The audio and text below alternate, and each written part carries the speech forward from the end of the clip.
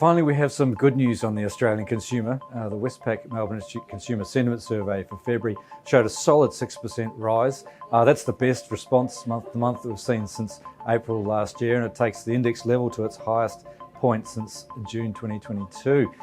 And there was a lot to like in the detail. While that's 86 readers still pessimistic, there's enough in the detail to suggest we're starting to move in the right direction here. All 5 of the index components improved in the month, but the main gains came around buyer sentiment. Assessments of whether now is a good time to buy a major household item have been extremely weak over the last 12 to 18 months and have really captured a lot of the cost of living pressures that are bearing down heavily on the consumer.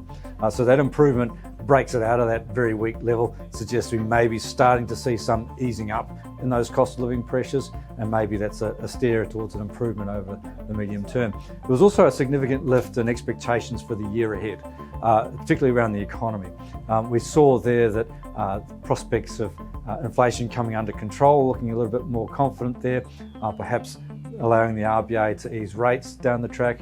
And of course, the prospect of tax cuts in July seemed to be getting more traction. Interestingly, when asked about their own family finances for the year ahead, we saw a more muted gain. We saw some solid rises amongst lower and middle income households, where the stage 3 tax cuts have been rejigged to give more benefit, and a bit of a give back in the higher income groups.